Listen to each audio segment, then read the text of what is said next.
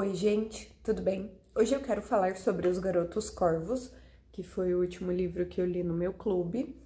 E a nossa protagonista, ela é a Blue, ela vem de uma família com várias mulheres místicas, médiums, que podem prever o futuro, e elas vivem disso, mesmo que muitas pessoas achem que elas são apenas enganadoras.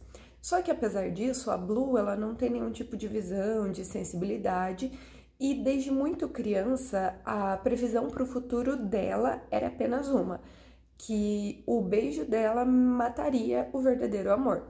Então, ela sempre cresceu e não só as mulheres da família dela, como outras médiums sempre falaram essa mesma coisa para ela, essa mesma previsão. Antes do dia de São Marcos, ela e a tia dela, a Nive, vão até a igreja para saber os nomes de quem morrerá no próximo ano, porque são pessoas que as almas passam pelo mesmo caminho, o caminho dos mortos, né? E pela primeira vez, a Blue vê um espírito que é um jovem chamado Gansen, que parece ter a idade dela. Então, em casa, quando a mãe e a tia dela tentam ver como vai ser a morte dele, elas não conseguem, como se ele entrasse em uma sala escura e acabam restando só mais perguntas ainda. O Gansen, no caso, é um garoto rico que viaja procurando saber mais sobre as linhas Lei, que são linhas de energia que ligam lugares em todo o planeta, e existem mitos de grandes reis do passado que foram enterrados nela e que podem ser despertados e conceder algum desejo para quem despertar eles. Então, foi assim que 1 ano e meio atrás ele veio parar na cidade de Henrietta e ele fez amigos, assim, bem diferentes e improváveis para quem ele contou a história do Glendower, que é um rei galês que supostamente está enterrado ali em Henrietta, né? E de alguma forma chegou ali e tal, e ele tem esses amigos que ajudam ele nessa busca, que são o Adam, o Ronan e o Noah.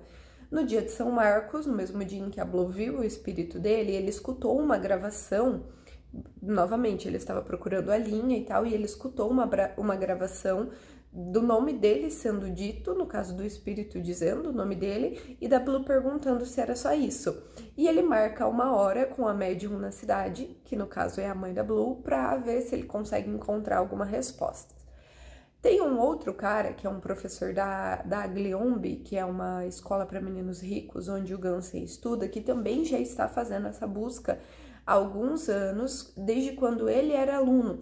E o colega dele, o Cesarne, morreu durante um ritual, só que ainda não sabemos qual, mas tem a ligação do Welk, desse professor, na morte dele. Ele também vai fazer uma leitura com a mãe da Blue, que fica bem exaltada, manda ele embora antes mesmo de terminar, e diz pra Blue que espera que ele nunca encontre o que ele está procurando, e que se ela vir ele de novo é pra ela fugir, se afastar, não é pra chegar perto dele. No mesmo dia da leitura do professor, acontece a leitura do Gansen, que vai acompanhado do Adam e do Ronan, e a mãe da Blue manda ela ficar longe deles, deixa bem claro que sabe o que ele está procurando, mas que ela não quer ajudar. Só que, né, a mãe da Blue sempre foi uma mãe aparentemente permissiva, parceira, que nunca proibiu ela de nada, então é lógico que quando ela fala pra filha adolescente que ela tá proibida, a Blue vai fazer. Então o Adam manda flores pra ela e a Blue decide desobedecer a mãe dela e ajudar, já que a linha Lei que eles procuram é o mesmo caminho dos corpos, que passa pela igreja, onde ela viu o espírito do Gansen. Então, quando o Adam liga, porque o Adam já vinha, antes da leitura, o Adam já estava meio interessado nela e tal, porque eles foram numa pizzaria e ela era garçonete, enfim, ele achou ela bonita.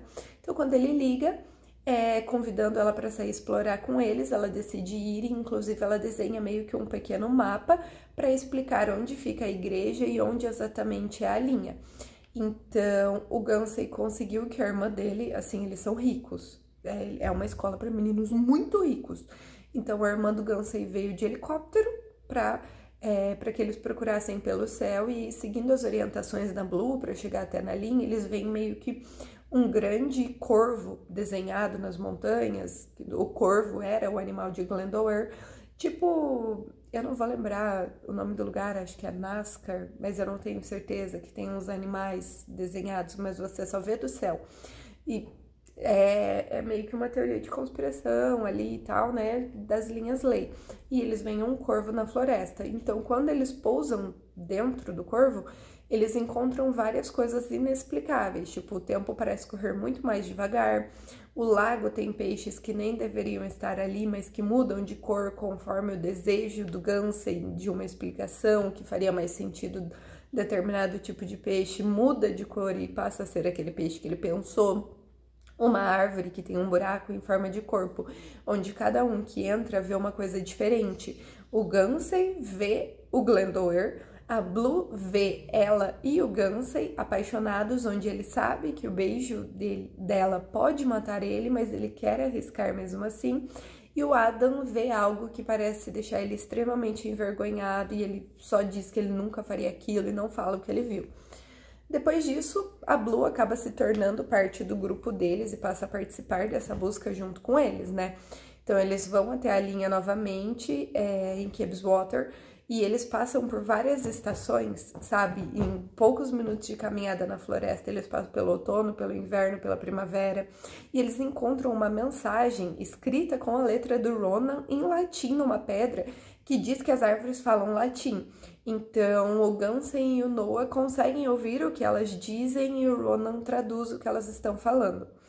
Então, em outro dia, a Blue sai explorar a igreja, né, onde ela viu o espírito dele com o Gansey, e conforme eles seguem a linha, eles acabam encontrando um corpo que já tem vários anos, só que eles descobrem que é o corpo do Noah. Então, de alguma forma, o amigo deles é um fantasma.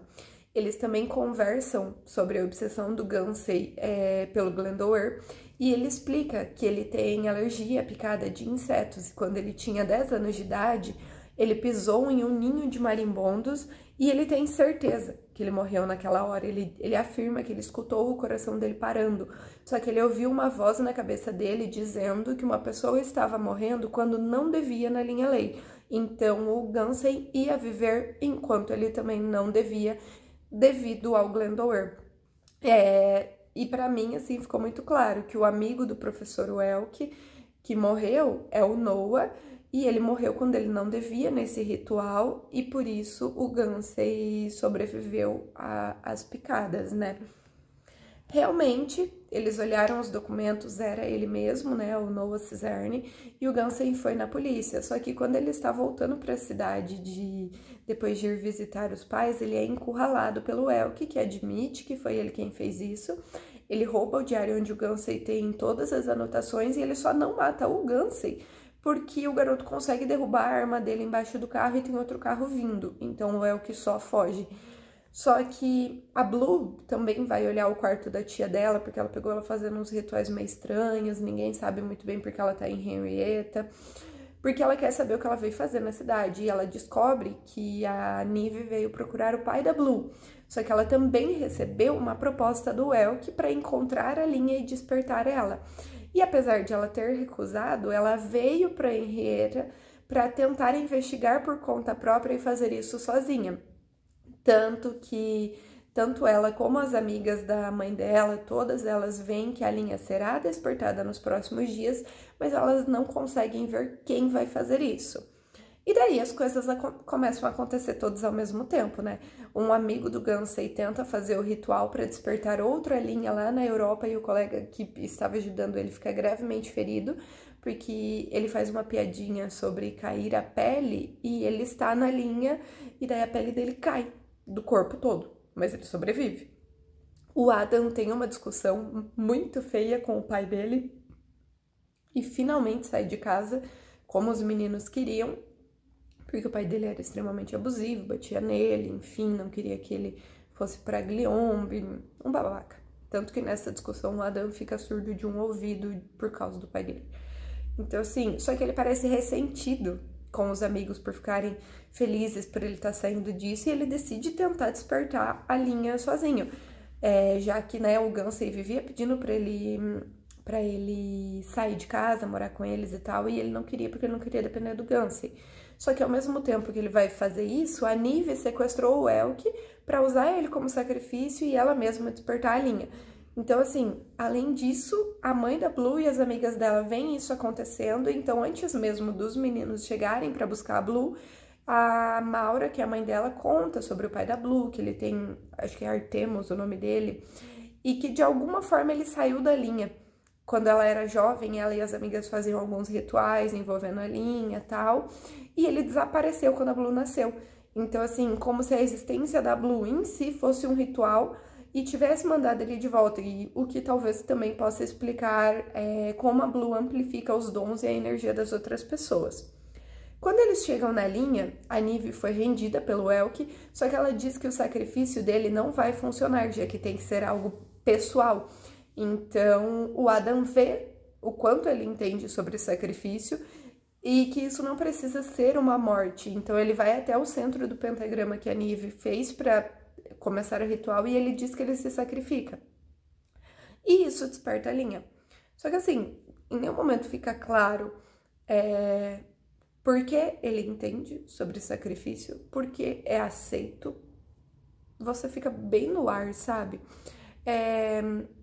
Com o despertar da linha, nós temos um terremoto, a Nive desaparece, o Adam faz o Elk ser pisoteado por animais, e o Gansey tem a mesma visão que a Blue na árvore, sobre eles dois se beijando.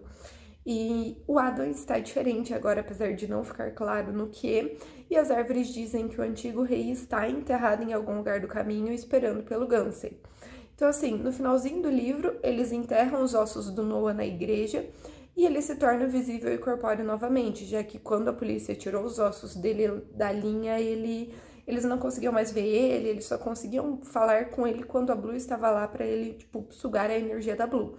E o livro acaba com o Ronan dizendo que o corvo que ele encontrou lá no meio do livro, ele retirou dos sonhos dele. Então, assim, a história é intrigante e você fica querendo saber o que vai acontecer, só que é tudo bem enrolado, bem detalhista, com vários narradores diferentes para que faça sentido no final, o que acaba tornando a leitura extremamente arrastada. E daí teve esse final, parece que eu li e não aconteceu nada, sabe? Eu não entendi o sacrifício, eu não entendi onde a Nive foi parar, eu não entendi o que mudou no Adam. Eu não sei se isso só vai fazer sentido lá no final do último livro, mas eu vou dar uma pausa, eu não sei quando eu vou ler o próximo, porque assim, foi uma leitura extremamente arrastada. A história é interessante, você fica curioso, você quer saber, só que o desenrolar da leitura parece que vai assim se arrastando, é bem cansativo. Mas é isso, gente, espero que vocês gostem, até mais!